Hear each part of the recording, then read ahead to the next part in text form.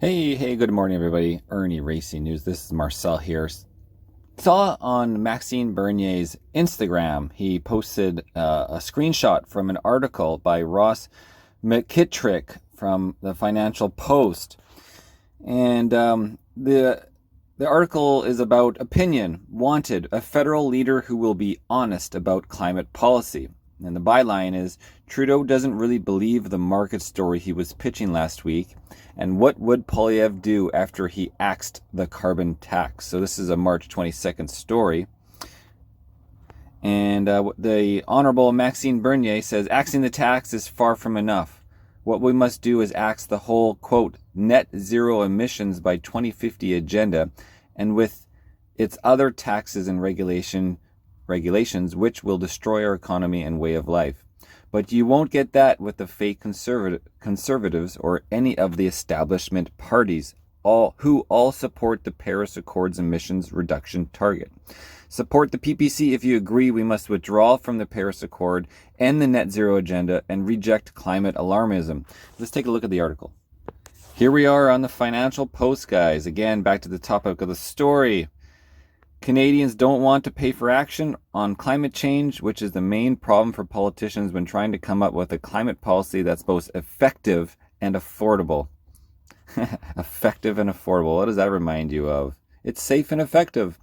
Pierre Poilievre is leading anti-carbon tax rallies around the country, ginning up support for an old-fashioned tax revolt. In response, Justin Trudeau went to Calgary and trumpeted, "Believe it or not," his love of free markets. After explaining the economic logic of using a carbon tax to reduce greenhouse gases, the Prime Minister slammed regulatory approaches which, he said, quote, all involve the heavy hand of government. I prefer a cleaner solution, a market-based solution, and that is, if you're behaving in a way that causes pollution, you should pay, end quote. He added that the Conservatives would instead rely on the, quote, heavy hand of government through regulation and subsidies to pick winners and losers in the economy as opposed to trusting the market, end quote. Wow. The irony is so strong. Amen to all that, but someone should tell Trudeau that his own government's emission reduction plan mainly consists of heavy-handed regulations, subsidies, mandates, and winner-picking grants. Bam! Nicely said. Within its 240 pages, one does find a carbon tax, but also 139 additional policies, including clean fuels regulations, an electric vehicle mandate that will ban gasoline cars by 2035. That's not very far from now, like freaking 10, 11 years. Aggressive fuel economy standards that will hike such cars' costs in the meantime. Costly new emission targets specifically for oil and gas, agriculture, heavy industry, and waste management. Onerous new energy efficiency requirements both for new buildings and renovations of existing buildings. New electricity grid requirements and page upon page of subsidy funds for, quote, clean technology.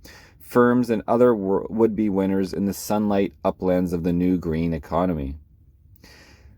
Does Trudeau oppose any of that? Hardly, but the economic logic of a carbon tax only applies when it is used on its own. He doesn't get any boast about the elegance of market mechanisms on behalf of a policy package that starts with a price signal, then destroys it with a massive regulatory apparatus. Trudeau also tried to warn his Alberta audience to the carbon tax by invoking the menace of mild weather and forest fires.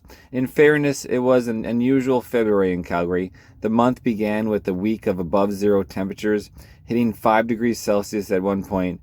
Then there was a brief cold snap before Valentine's Day. Then the daytime highs soared to the low teens for 9 days, and the month ended with soupy above zero conditions. Weird. Oops, that was 1981. This year was weirder. February highs were above zero for 25 out of 28 days, 8 of which were even above 10 degrees Celsius. Oops, again, that was 1991. Granted, February 2024 also had its mild patches, but not like the old days. Of course, back then, warm weather was just weather. It's not a climate emergency, and Canadians demand action. Except they don't want to pay for it, which is the main problem for politicians when trying to come up with a climate policy that's both effective and affordable. In fact, you can only have one of those two. Take your pick, effective or affordable. Affordable or effective. In practice, of course, we typically end up 0 for 2, 0 for 2, with policies that are both ineffective and unaffordable. You can claim your policy will yield deep decarbonization while boosting the economy, which almost all politicians in every Western country have spent decades doing. But it's not true. With current technology, affordable policies yield only small temporary emission reductions. Population and economic growth swamp their effects over time, which is why mainstream economists have long argued that while we can eliminate some low-value emissions, for the most part we will just have to live with a climate change. Trying to stop it would cost us far more than it's worth.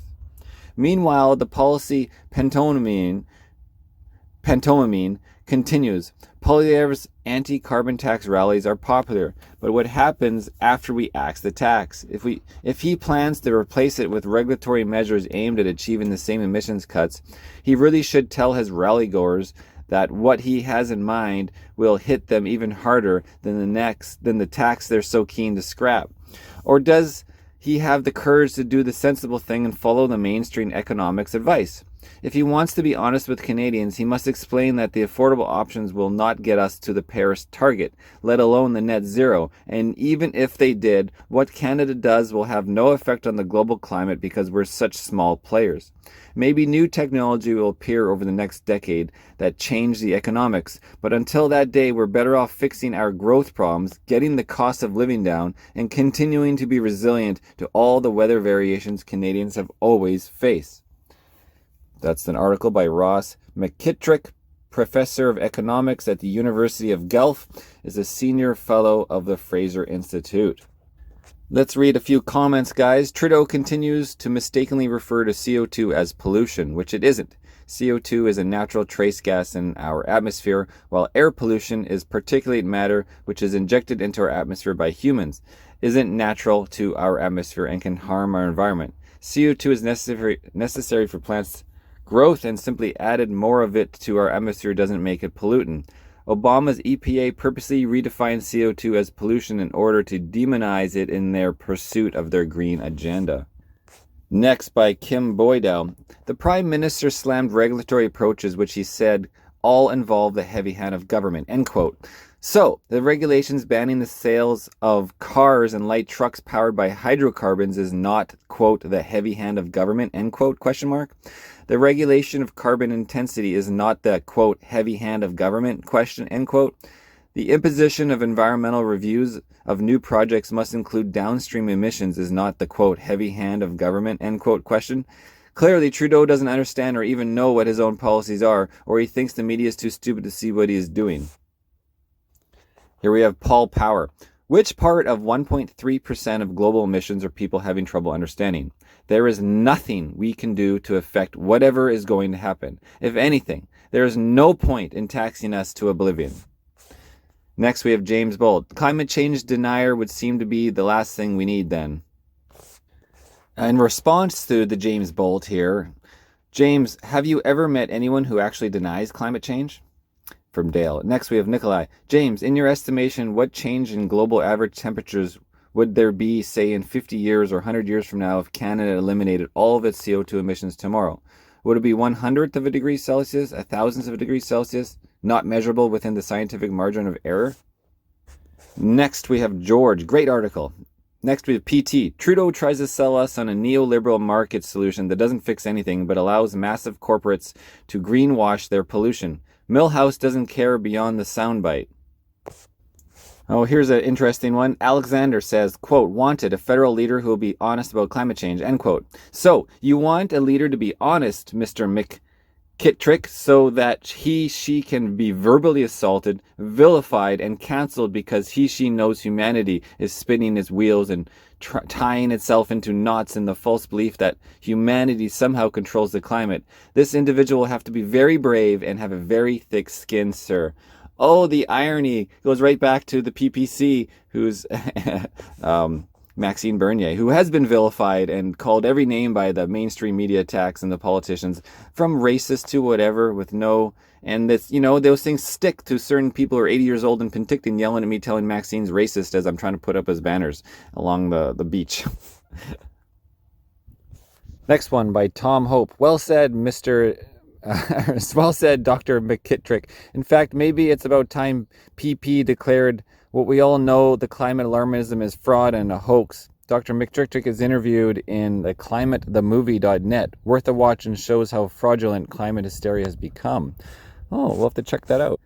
climatethemovie.net. I don't think I've seen this. Written, directed by Martin Durkin, produced by Tom Nelson. Anyways, guys, we'll have to watch that a little later. All right, just take a look at the photo, guys. The photo that used here for the article. And so the comment by Francis Mans. The file photo is just water vapor in winter taken by a propaganda photographer. Cold steam is not black. Does he mean cold or coal steam is not black? I don't know. Cold steam is not black. And all right, we're going to end on this, guys, from Joe Cracker. We could join with other nations to invest in new technologies that would make greener energy the cheapest form. Until such technology is developed, the GHG emissions will continue and increase globally. 99% of the planet won't sacrifice lifestyle to make it 2 degrees cooler 100 years from now. Now, on that same point, we have to look at what was the temperature of our planet over the last 10,000 years. And there is a way to measure it, and they have been measuring it. In Greenland, they dig down with like essentially a tube 1 mile deep and pull up the ice and measure what temperature, when the ice was on the surface of Greenland, as it still keeps on building and building, it snows, what temperature did it freeze at that time? It's actually captured in it, and I've done this story before in other news to show the scientists explain it, capturing the temperature. And what it shows is we are actually, the last 100 plus years was the cold period of the last 10,000 years. We were just coming out of the cold period. So naturally, we're going to rise up a couple degrees to what it used to be like 7,000 years ago and 4,000 years ago. Let me find it real quick. It's on my Rumble. Surface piece by piece and contains important data on the history of the climate of the Earth.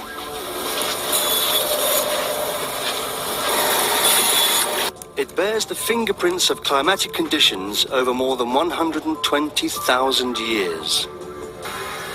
When we remove or drill the ice core, we leave a hole, and we insert a thermometer in the hole.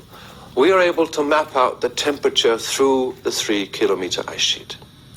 Now that temperature, if we do it precisely enough, a thousandth of a degree accuracy, then a thousandth of a degree accuracy, guys. So they're right on it, apparently. Ice has not forgotten how cold or warm it was on the surface at the time the snow fell. So, using those temperatures, we have been able to reconstruct the temperatures of the last 10,000 years. Bam! Exactly. Here we have our picture of the temperature reconstructions that we have from Greenland in a graphical form. And if we go back along this axis, it's going back in time. This is the last 8,000 years we have plotted here. On this axis, we have the temperatures at the site in Greenland, and we can see that if we go back from now about 4,000 years ago, we would have temperatures up here for about 4,000 years that were 2.5 degrees. Yeah, so you have, there's it was minus 29.5 degrees Celsius, guys, 4,000 years ago. And then 2,000 years ago, we had the warming age, right? The Roman times when it was freaking hot, you can imagine back then, which is like right now. And then it cooled off again another degree, and then back to the coldest period we're in, and up and down. And over the last 100 years is where the experiment of the weather started to be recorded. And that's when they're like basing, the weather's now getting warmer. But I mean, we're just getting back to the regular weather. Like, we're in the cold age right now.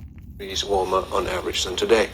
Now, as we approach our time, we can see that in the period between 4,000 years ago and back to the period 2,000 years ago, which is actually the Roman age, the temperatures have been decreasing in Greenland by 2.5 degrees. Then the temperatures increased gradually up to a maximum point around the medieval warm period, we call it 1,000 years ago. And then temperatures declined and goes down to a minimum around 1650 AD, comes back up a little in the 18th century, and then around 1875 we have the lowest point in the last. There you go, 1875. Whew, not too long ago when and then they start measuring when? 8,000 years. From right meteorologists. Here, and that matches exactly the time when meteorological observations started. All right, guys, so I give you a preview. Get on my Irnieracing channel. Start checking out the old videos there. Important Data on the History of the Climate of the Earth is the title. And that is the end of this Financial Post story, guys, which all started with Maxime Bernier, the leader of the People's Party of Canada, sharing the article on Insta, which I follow. So make sure you get on and follow Maxime Bernier, guys. Leader of the People's Party of Canada, and he's always posting up information and stories, you know, as we go. By 2060, more or less. So 1987 to 2060. That's the time. That's the kind of time frame we're looking at to tackle an issue like climate change. Yep. Cheers.